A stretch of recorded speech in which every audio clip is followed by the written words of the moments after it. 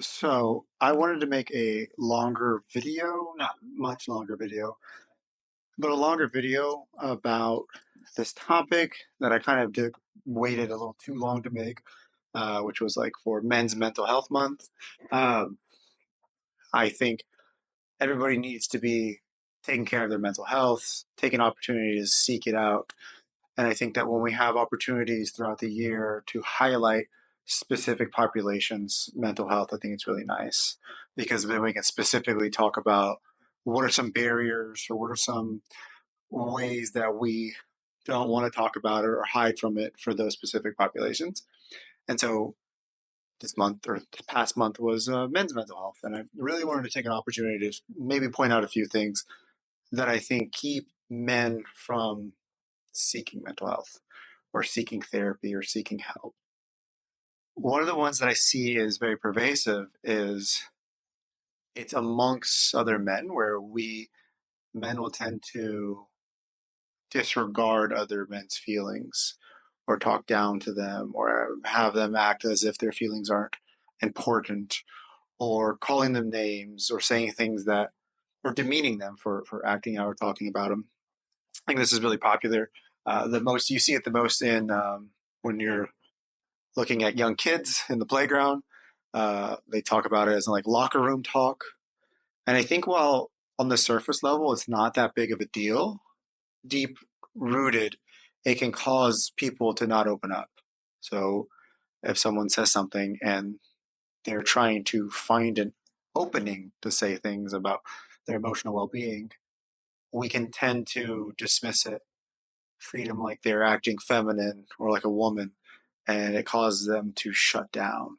And I think that's one way that one thing, if we're going to look at men's mental health, how can we contribute or help is how can we create a space where we're influencing men to talk more about their feelings, have them feel more comfortable.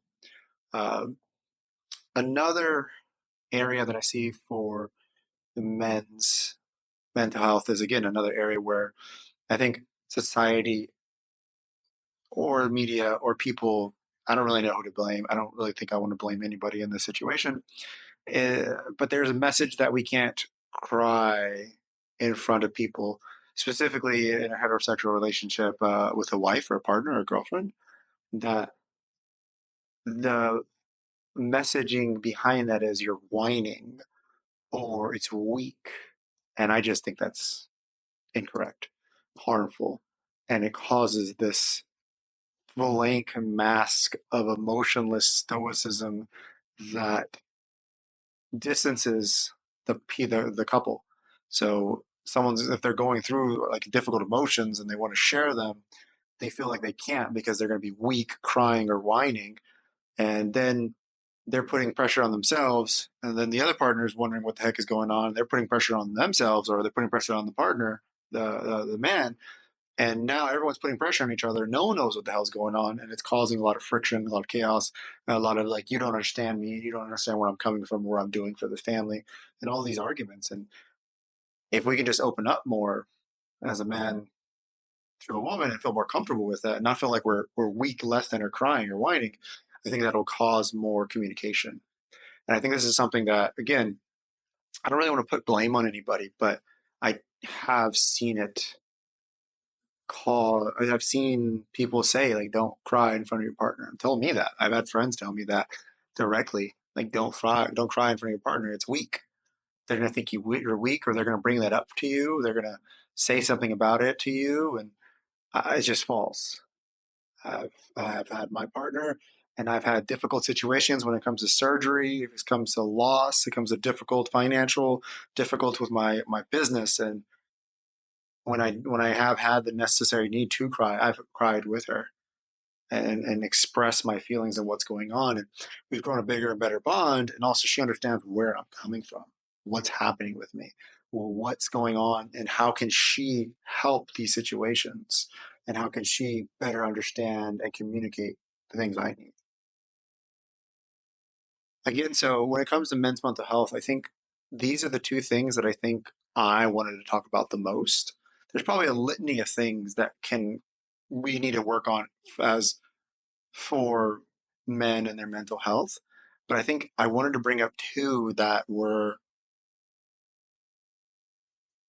probably more in front of you that you can work on. You know, tell everyone to go to therapy. Well, some people aren't going to go to therapy; they can't afford it, or there's X, Y, Z reason. But if we can kind of confront the things that are more in front of us, maybe we'll have more of an impact on the mental health. I think therapy is great. I think going to see somebody and talk to them is great. And I also think that when you help people express their emotions in their circle that already exists, it's great too. That allows them to express more and more freely. So I hope this helps and I hope this gives people some more information. Leave a comment down below of like what you think is needed for men's mental health. What do you think is for mental health in general? And whether or not you like this video. So see you in the next one.